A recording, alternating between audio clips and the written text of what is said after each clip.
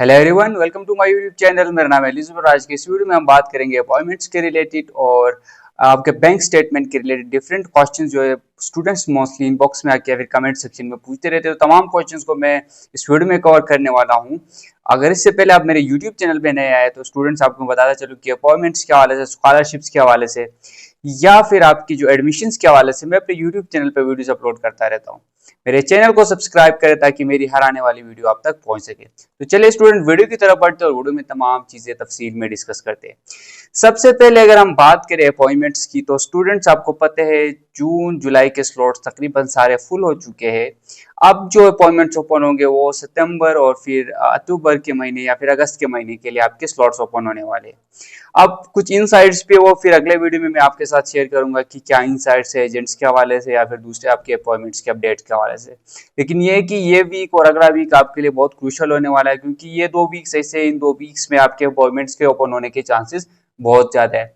किस टाइम किस डे पे ओपन होने के चांसेस है वो पिछले वीडियो में मैंने एक्सप्लेन किया था। उस वीडियो को आप देख सकते हैं अगर आपने अपॉइंटमेंट्स के हवाले से और भी चीजें जाननी है तो। स्टूडेंट, उसके बाद ये कि जो आपके अपॉइंटमेंट्स के हवाले से मोस्टली ये क्वेश्चन पूछा जाता है कि हम दूसरे कंट्री में जाके अपनी जो है वीजा फाइलिंग कर सकते हैं कि नहीं कर सकते। इसके हवाले से ये कि इस तरह पॉसिबल है, आप कर सकते हैं, लेकिन इसमें कुछ शराइत आपके पास फिर ऐड होते हैं। उसमें ये होता है कि स्टूडेंट अगर आपकी जो रिलेवेंट कंट्री, फॉर एग्जांपल आप पाकिस्तान से क्या करते हैं, अपनी वीजा फाइलिंग करना चाहते हैं। अगर आपकी होम कंट्री पाकिस्तान है और पाकिस्तान में क्या आपके पास उस रिस्पेक्टिव कंट्री की जहां पे आप अप्लाई करना चाहते हैं, फॉर एग्जांपल इटली की जो एम्बेसी पाकिस्तान में मौजूद नहीं है, तो आप यूएई या फिर दूसरे कंट्री विजिट वीजा पे जाके वहां पे अपनी जो है वीजा फाइलिंग कर सकते हैं। लेकिन इस केस में ऐसा नहीं है, क्योंकि जो इटली की एम्बेसीज पाकिस्तान में है, इस्लामाबाद में कॉन्सुलेट भी है, तो आप ये विजिट वीजा पे जाके ये वाला प्रोसेस नहीं कर सकते। हाँ, आप ये कर सकते हैं कि अगर आप एज ए रेजिडेंट दूसरी कंट्री में जाते हैं, वहां से क्या कर सकते हो, अपनी वीजा फाइलिंग कर सकते हैं। ये एक ऑप्शन आपके पास आता है। पहला ऑप्शन आप सिंपली नहीं कर सकते अप्लाई, क्योंकि आप के होस्ट कंट्री पाकिस्तान में या फिर इंडिया की भी आप बात करें, बांग्लादेश की आप बात करें, तो इन कंट्रीज में जो है इनकी एम्बेसीज मौजूद है, इनकी कॉन्सुलेट्स मौजूद है, तो आप सिंपली दूसरी कंट्री में जाके वहाँ पे अपॉइंटमेंट बुक करके वीजा फाइलिंग नहीं कर सकते। तो ये स्टूडेंट्स जो मोस्टली पूछते रहते हैं, तो ये आपको क्लियर होना चाहिए। उसके बाद मोस्टली जो क्वेश्चन पूछा जाता है कि क्या हमारे सिबलिंग्स या फिर कोई दूसरा रिलेटिव हमें क्या कर सकता है, स्पॉन्सर कर सकता है इटली वीजा के लिए। स्टूडेंट्स, अब ये सवाल जो है बहुत ही जेन्युइन सवाल है, क्योंकि 2023-22 इससे पहले क्या करते थे, आपके जो सिबलिंग्स होते थे, मोस्टली ब्लड रिलेटिव जो आपका कहा जाता है, वो आपको सिंपली स्पॉन्सर कर सकते थे। आपने क्या करना होता था कि एफिडेविट पे सिंपली तमाम चीजें मेंशन करनी होती थी कि हम इसको स्पॉन्सर कर रहे हैं। वहां पे सिंपली आपने उसको नोटराइज कराना होता था एंड देन आप सिंपली एम्बेसी में सबमिट कराते थे। लेकिन 2024 में ये जो सिबलिंग्स के जो आपको स्पॉन्सर करते हैं, इसके रिलेटेड बहुत सारे क्वेश्चंस एम्बेसी ने रेज किए, तो वहाँ पे ये बात सामने आई थी कि आपके पेरेंट्स आपको सिंपली स्पॉन्सर कर सकते हैं। सिर्फ पेरेंट्स आपको स्पॉन्सर कर सकते हैं, सिबलिंग्स आपको स्पॉन्सर नहीं कर सकते। स्टूडेंट्स, अगर आपका अपना अकाउंट है, ठीक है, आपकी कोई सिबलिंग्स वगैरह काम करते हैं, तो आप खुद को भी स्पॉन्सर कर सकते हैं। उसके लिए आप ये कर सकते हैं कि आपके जो भी बहन भाई आपके पास जिनकी इनकम आती है, वो आप अपने अकाउंट में ट्रांसफर कर सकते हैं और उस अकाउंट को उसी तरीके से आप क्या कर सकते हैं, रन कर सकते हैं। जब आपका अकाउंट रन होगा तो आप सिंपली ये शो कर सकते हैं एक एफिडेविट के थ्रू कि मेरी जो बहन है या फिर मेरा जो भाई है वो मुझे क्या करता है, सिंपली स्पॉन्सर करता है और उसके तमाम पैसे मेरे अकाउंट में आते हैं। As a source of income आप उस चीज को शो कर सकते हैं और फिर अपनी वीजा फाइलिंग कर सकते हैं। ये आपके पास एक ऑप्शन आता है।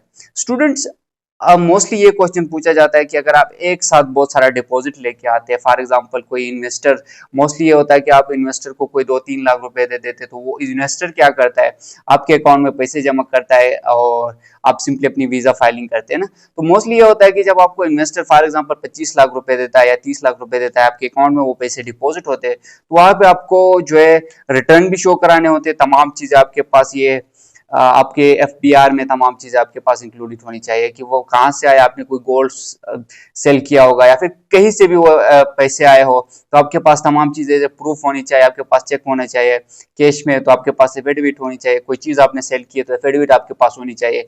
ये तमाम चीजें आप क्या कर लेंगे, अपनी जो डॉक्यूमेंट्स है उनके साथ अटैच कर लेंगे। नेक्स्ट क्वेश्चन जो स्टूडेंट मोस्टली पूछते हैं कि मिनिमम जो अकाउंट बैलेंस है, बैंक बैलेंस है, वो इटली के लिए कितना रिक्वायर्ड होता है और हमारी जो है बैंक स्टेटमेंट किस तरीके से हमने प्रोसीड करनी है। स्टूडेंट्स जो जो डिफरेंट सोर्सेज है वो आपको डिफरेंट जो है अमाउंट का बताएंगे, लेकिन मोस्टली जो 2025 में जो चेकलिस्ट अपडेट हुई है उसके मुताबिक ये कि आपके अकाउंट में 22 लाख रुपए, मिनिमम 22 लाख रुपए होनी चाहिए। अब मिनिमम 22 लाख रुपए का मतलब ये है कि आपने एग्जैक्टली 22 लाख रुपए नहीं रखने अपने अकाउंट में। आपकी ये जो अमाउंट है ये 25, 26, 27, 28 लाख तक भी जा सकती है। तो ये जितना ज्यादा होगा आपके लिए बेनिफिट है, ठीक है। 22, 25 आप करते तो आपके लिए बेनिफिट है, 27, 28 करते तो अगेन उसमें भी आपके लिए बेनिफिट है, लेकिन उतना ज्यादा एक्सीड भी नहीं होना चाहिए। 75, 60 मोस्टली स्टूडेंट ये पूछते, तो इतना ज्यादा भी नहीं होना चाहिए। मिनिमम 22 है तो आपके पास 25, 26 के अराउंड अगर होता है तो ये आपके पास एक क्या है, वेल मेंटेन्ड जो है फिर बैंक स्टेटमेंट आ जाता है ना। उसमें भी बहुत सारी चीजें ऐसी आ जाती है कि आपकी जो ट्रांजेक्शन फ्लो किस तरह है, आपने कोई हैवी डिपॉजिट तो एक साथ नहीं लाया है, देन तमाम चीजें ये पिछले वीडियो में भी मैंने एक्सप्लेन किया था। देन मोस्टली स्टूडेंट का ये क्वेश्चन होता है कि हमारे पास जो प्रूफ ऑफ जो फंड्स है उसके लिए जो प्रूफ होना चाहिए वो हमारे पास क्या होना चाहिए। स्टूडेंट पहली बात ये है कि आपके पास आपका जो है बैंक स्टेटमेंट होता है। आप पर्सनल अगर आप खुद को स्पॉन्सर कर रहे हैं तो आपका पर्सनल बैंक स्टेटमेंट होगा जो कि अमूमन 6 महीने का होता है, 3 से लेकर 6 महीने आप कर ले। अगर 6 महीने का होता है तो वेल एंड गुड, नहीं होता तो आपके पास 3 महीने का जो बैंक स्टेटमेंट आपके पास लाजमी होना चाहिए।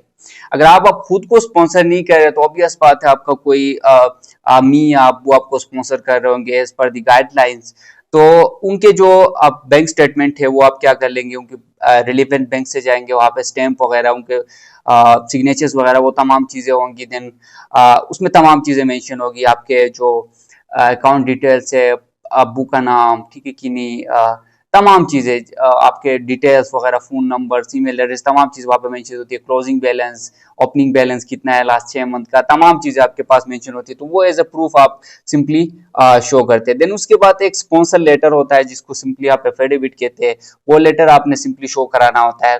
उस लेटर में ये होता है कि ये मेंशन होता है कि मैं इसका पेरेंट हूँ और मैं फॉर द एक्सपेंसेस जितने भी इटली में आपके होते हैं, ये इन एक्सपेंसेस के लिए मैं अपने बच्चे को या बच्ची को क्या कर रहा हूँ, स्पॉन्सर कर रहा हूँ, और इसके जितने भी अखराजात होंगे वो मैं फुलफिल करूंगा। देन उसके बाद प्रूफ ऑफ इनकम होता है। अगर आपका बिजनेस का कोई है, जितनी भी आपकी इनकम है, तो आपके पास वो प्रूफ होना चाहिए कि आप कहाँ से ये पैसे कमा रहे हैं। फॉर एग्जांपल अगर आप एग्रीकल्चर वगैरह की बात करें तो आप एसी या फिर डीसी ऑफिस से जो है एक फॉर्म बना सकते हैं, एक रिटर्न में होता है कि इसकी मंथली इनकम ये है। तो वहाँ पे आपके पास डिफरेंट, आपके पास सैलरी स्लिप्स होते हैं, पेंशन बुक्स होते हैं, वो तमाम चीजें आपको पता होंगी कि प्रूफ ऑफ इनकम आपके पास क्या होता है। फिर भी अगर आपको कोई चीज समझ नहीं आती तो आप कमेंट में पूछ सकते हैं, मैं तमाम चीजें आपको एक्सप्लेन कर दूंगा।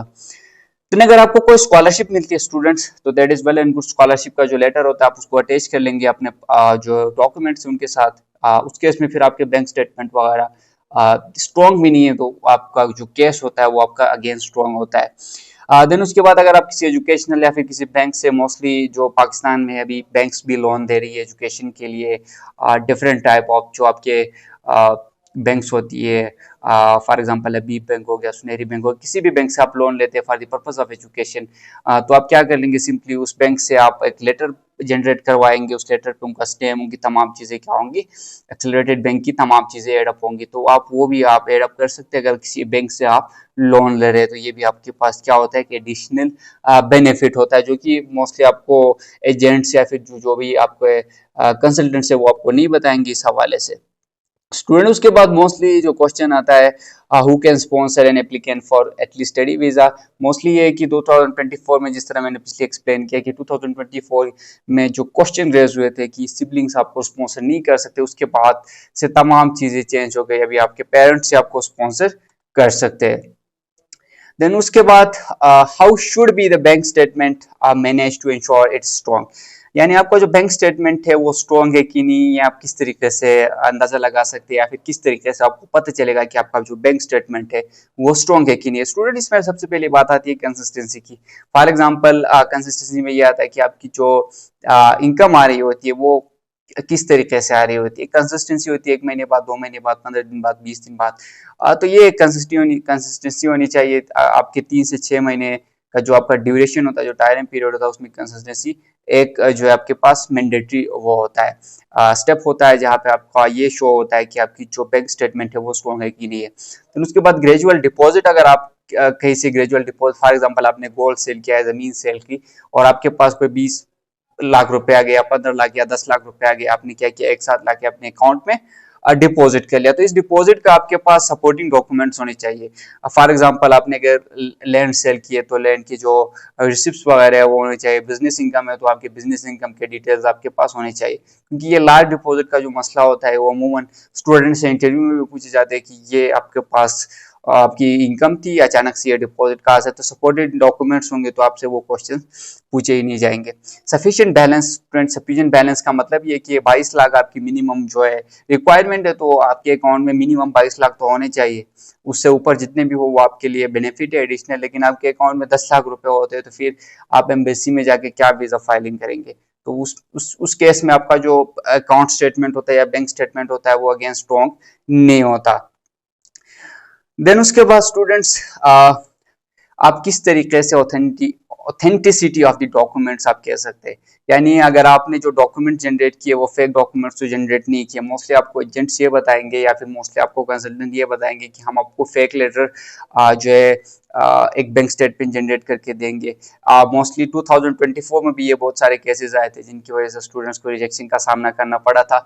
स्टूडेंट इसमें ये है कि आप सिंपली जो है किसी भी बैंक में जाते हैं वो आपको वेरीफाई करके देते हैं, आपको कुछ और चीज करने की जरूरत नहीं। उनका ऑफिशियल स्टैंप वहां पे लगा होता है, उनके सिग्नेचर्स होते हैं, तमाम चीजें होती है। एक फेक और एक जो ओरिजिनल होता है उसमें देख के ही पता चलता है कि बंदे को कि ये स्टैंप जो है फेक है, ये स्टैंप जो है ये रियल है, तो उसमें आपको घबराने वाली बात नहीं है। तो उसके बाद जो है आपके पास रिलेशनशिप प्रूफ जिसको FRC कहते हैं, आपके अम्मी अबू आपको स्पॉन्सर कर रहे हैं तो आपने सिंपली FRC भी आपको चाहिए होता है।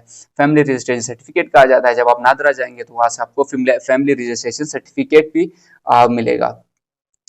स्टूडेंट उसके बाद मोस्टली ये क्वेश्चन आता है कि do I need a block account for जो एटलीस्ट स्टूडेंट वीजा, क्योंकि ये ब्लॉक अकाउंट जो आपको चाहिए, ये जर्मनी के लिए आपको ब्लॉक अकाउंट चाहिए होता है जिसमें डिफरेंट कंडीशंस होते हैं, वो फिर आपको पता होगा जो जर्मनी के लिए अप्लाई कर रहे हैं। लेकिन जो इटली के लिए अप्लाई कर रहे हैं उनके लिए कोई ब्लॉक अकाउंट की रिक्वायरमेंट नहीं होती, आपने सिंपली बैंक स्टेटमेंट में पैसे शो करने होते हैं। लेकिन ये बात याद रखें स्टूडेंट, आप हो सकता है कि आपकी बैंक स्टेटमेंट वेरीफाई हो, तो आपके एक बैंक स्टेटमेंट में फॉर एग्जांपल वीजा फाइलिंग के दिन आपके बैंक स्टेटमेंट में 25 लाख रुपए क्या है आपने डिपॉजिट करके रखे आपके बैंक में 25 लाख रुपए अकाउंट में, लेकिन अगले दिन जब पता चला आपने वो 25 लाख में से 2 लाख रुपए किसी जगह पे इन्वेस्ट किए या किसी रीजन के बेस पे निकाल लिए, तो फिर अगर आगे से एम्बेसी वाले वेरीफाई कर ले तो फिर आपके अकाउंट में जो पैसे है वो कम हो जाएंगे। दिन आपकी जो केस है, आपका जो केस बनता है वो फिर आपका केस स्ट्रॉन्ग नहीं बनता उस केस में। तो इस बात का ख्याल रखिए, जब तक आपका वीजा रिजेक्ट या फिर एक्सेप्ट नहीं होता तब तक आपने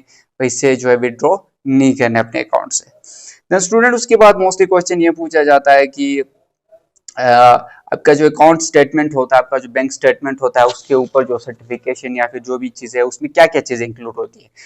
स्टूडेंट उसमें अमूमन जो हबीब बैंक की बात करें या फिर आप सुनहरी बैंक की बात करें, जो टॉप बैंक है आपके पास पाकिस्तान में, या फिर अल्फला बैंक की बात करें, तो वो खुद ही आपको तमाम चीज़ें मेंशन करके देते थे, जिसमें अकाउंट होल्डर का name, address, account type, saving की करंट है, ट्रांजेक्शन डिटेल्स आपके पास मैंडेटरी होती है, ठीक है, current account balance, statement date, official letter head. देखिए स्टूडेंट, आपका जो स्टेटमेंट डेट है ये आपके लिए मैंडेट है। अगर आपकी वीज़ा फाइलिंग फॉर एग्जांपल 1 महीने बाद है और आप आज अपना क्या करते हैं, 1 महीने पहले ये कर लेते कि 2 महीने पहले आप क्या करते, रिटर्न निकाल के छोड़ देते, तो फिर आपका केस स्ट्रॉन्ग नहीं बनता उस केस में।